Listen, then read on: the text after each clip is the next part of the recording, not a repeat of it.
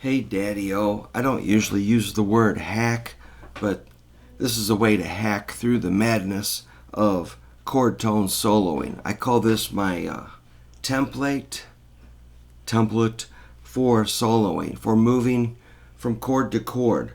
So if you're in the key of A trying to solo, you can't just go up and down the scale and hope for the best. You have to maybe be aware of what note you're landing on. So my little idea here is this lick.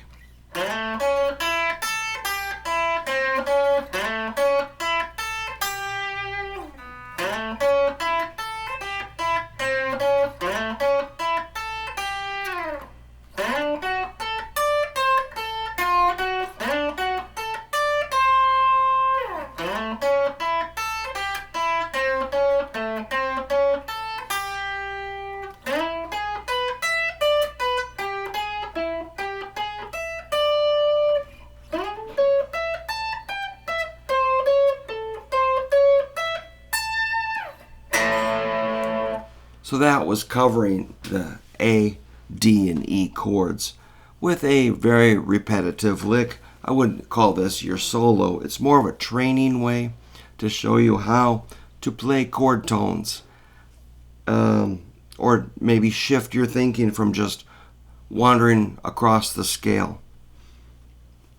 We might talk about some of those pitfalls of just learning the scale and hoping for the best. This is definitely a step forward. We're hitting triads plus a dominant 7. That makes an A7 chord. A dominant 7 is a root 3rd 5th, which you heard me go root 3rd 5th, plus the 7th, which is kind of a spiky note. It's kind of cuts through. The 7th chord, it's got more attitude than a normal A. That's pretty harmless, but this it's more like, let's keep moving here. That's a kind of a energetic rock and roll chord when you make it a dominant 7. So we're taking that A triad, root 3rd 5th, and adding the 7. Flatted 7th, really. That's the 7th note of the scale, down 1 fret. So let's just go through this. It's a root 3rd 5th. That's A, C sharp, E. I like to slide into that root for a little attitude.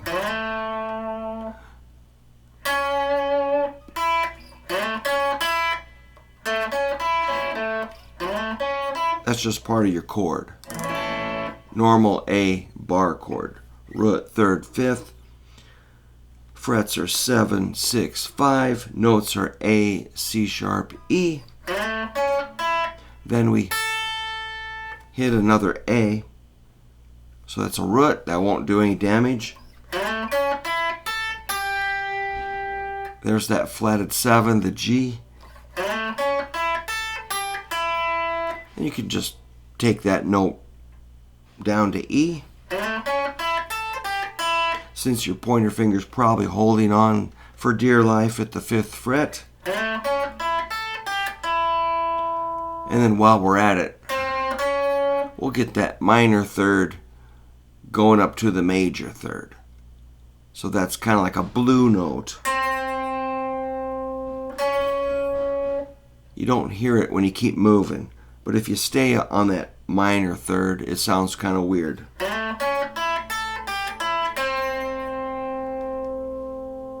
Bummer. But if you keep moving, keep her moving, keep the momentum going.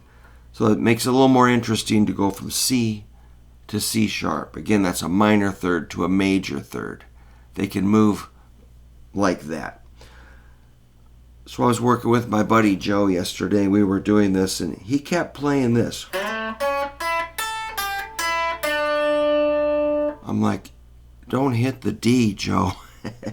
Every time he kept... I'm like, this finger, not that. Going for this. Middle finger. He got it, but if he didn't know, I'm assuming other people need to work on this too. But using his note, I said you could do this. You could go from the D to the C sharp. So D, if you hit a D, it makes me think you're thinking a D chord. And like, but it's not. We're on A chord. So don't hit that D unless you're just going or wait, to land on that D note signals you're going somewhere else. So be aware of that. Okay, so here, let's do it again one more time, and then we're going to take it up to D.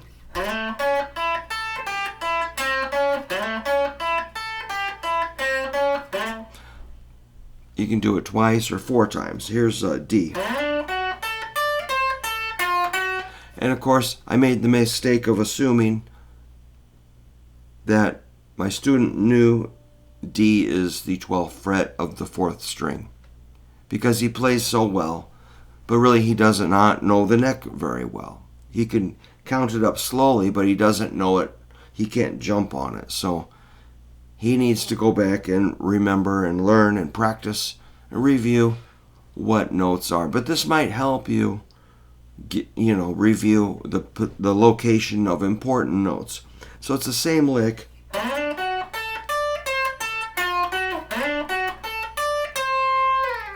Back to our A.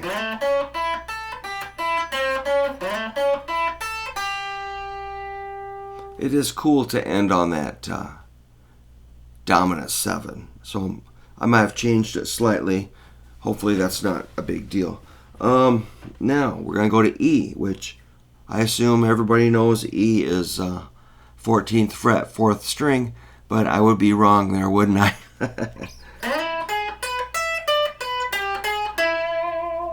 So how are you really going to play the guitar if you can't find that E? I don't know how you can do it. If you know a secret method, let me know, but I think you just got to put in the time to know 14th fret, 4th string E, which is based on your chord. So is the D here, and your A. Same lick.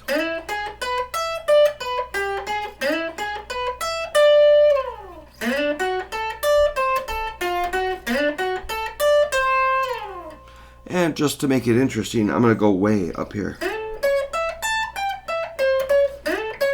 Oops.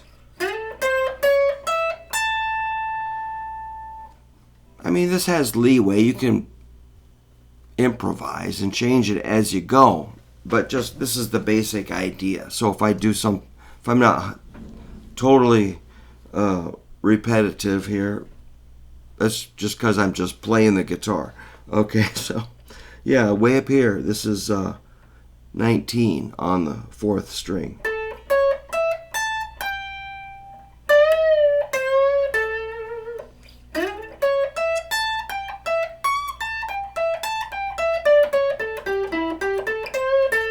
So it does really,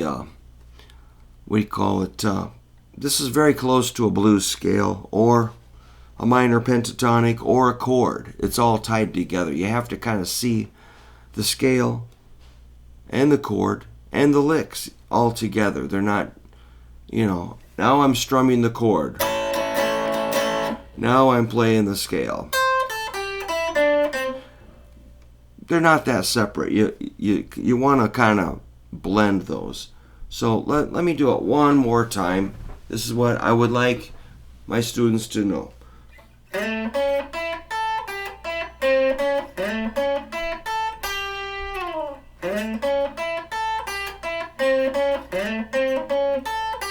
changed it.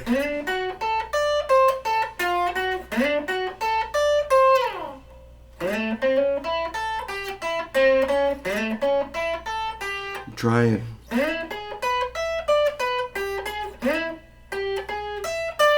And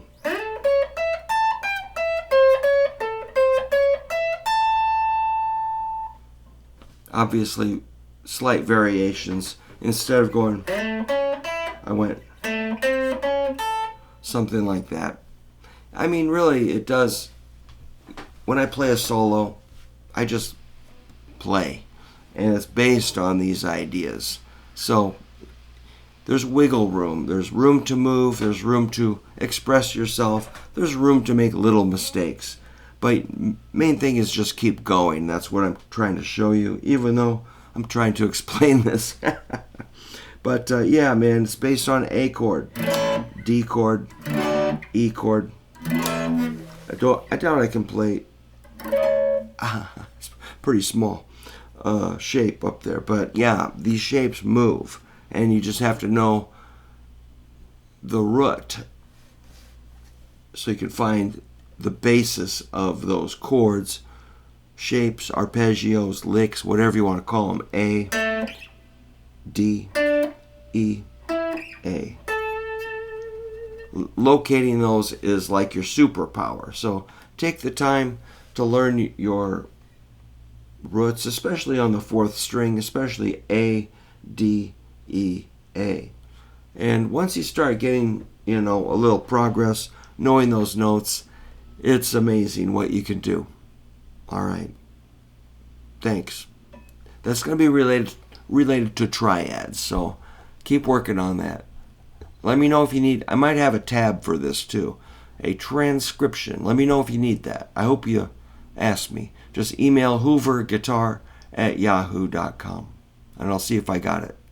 Thanks.